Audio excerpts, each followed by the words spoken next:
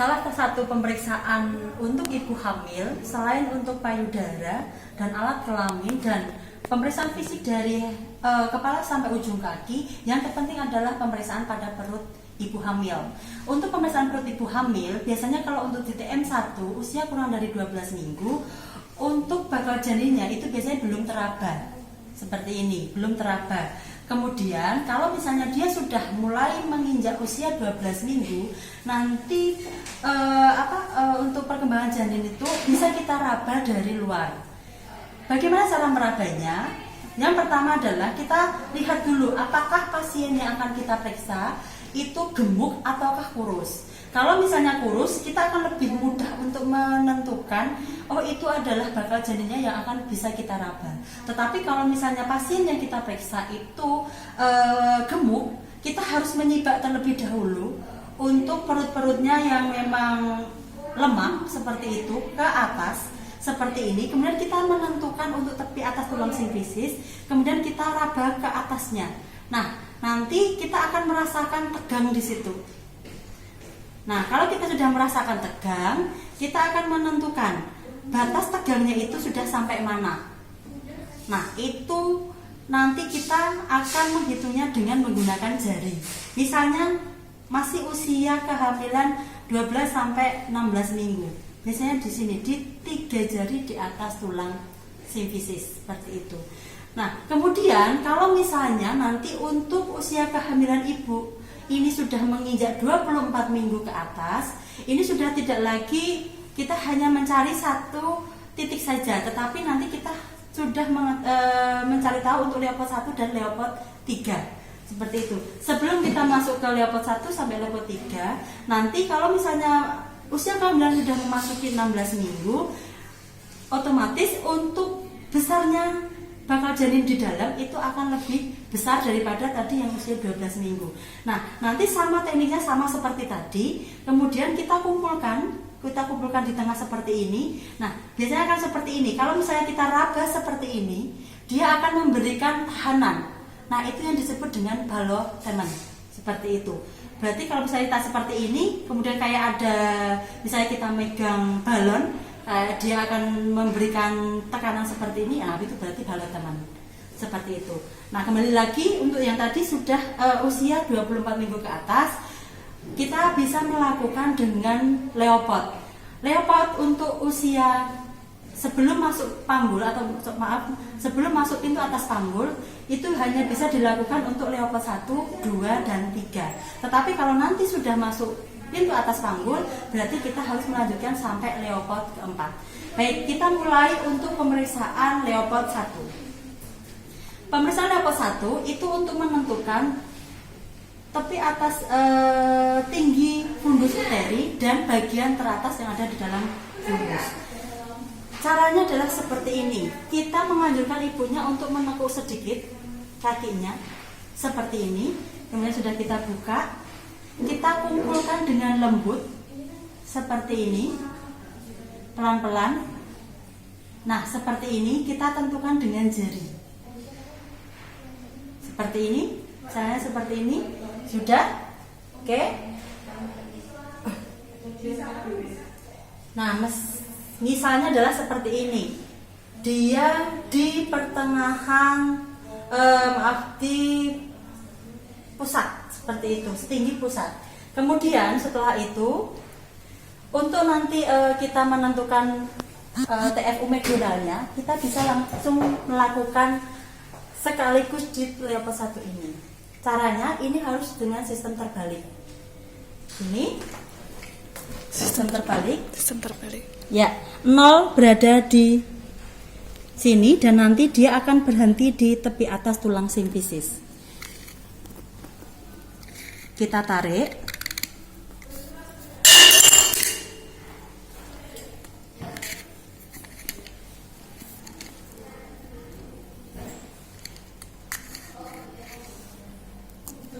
Ya, misalnya kita tentukan tulang simfisisnya adalah di sini.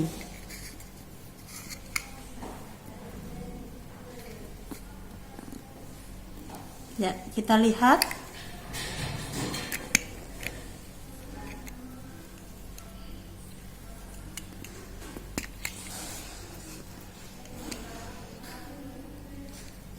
Untuk hasilnya adalah 18 cm. Seperti ini. Nah, kemudian setelah kita tahu untuk tinggi fundus uterinya, kemudian kita melakukan perabaan untuk menentukan bagian yang ada dalam fundus. Dengan cara seperti ini, pelan-pelan. Seperti ini. Kalau misalnya dia teraba lunak, bulat, dan waktu kita tekan sedikit dia tidak melenting, berarti itu adalah bokong bayi. Nah, selanjutnya kita melanjutkan ke leopard yang kedua. Leopard yang kedua itu seperti ini.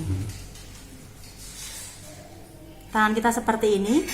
Kita menyelesaikan memeriksa terlebih dahulu bagian sisi yang terjauh dari kita. Ini sedikit kita tekan seperti ini untuk memberikan tahanan. Kemudian ini kita raba pelan-pelan. Seperti ini, saya ulangi. Jika teraba keras seperti papan dan memanjang, berarti itu adalah punggung bayi. Kemudian kita lakukan pemeriksaan di sisi satunya. Sama, yang sebelah sini memberikan tekanan.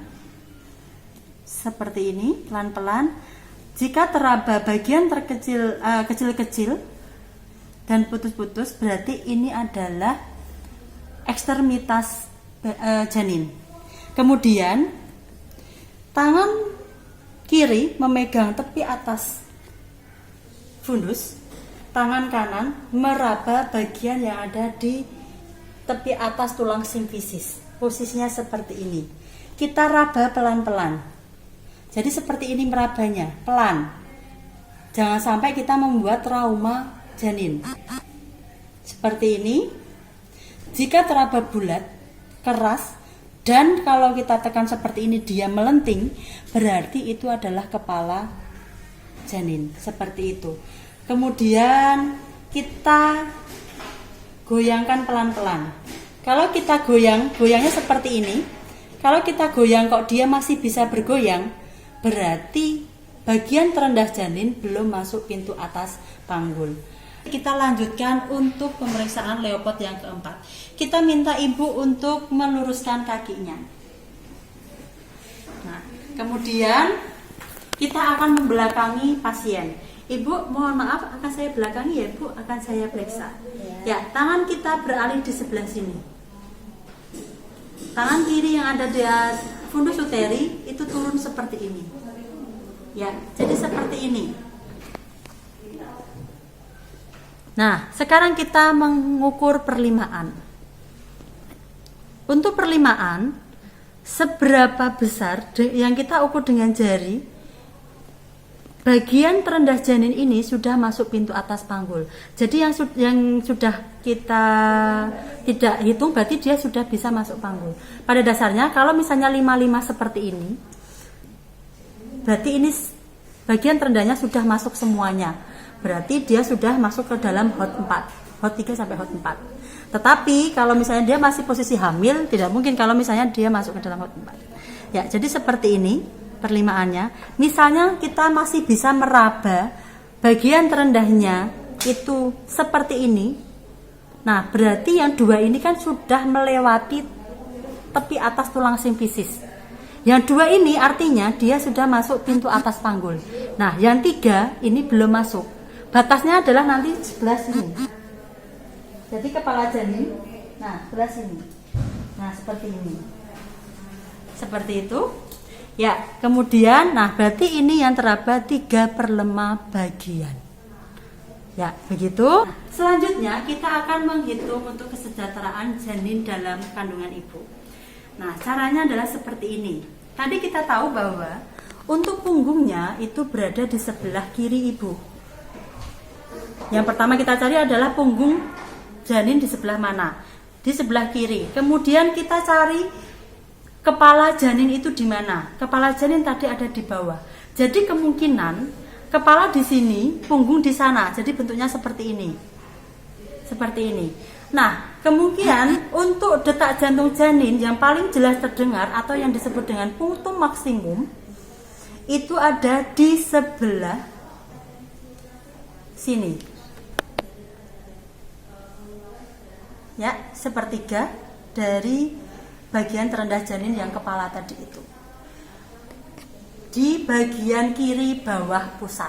Jadi di sebelah sini yang kita akan dengarkan. Nah, prinsipnya adalah seperti ini.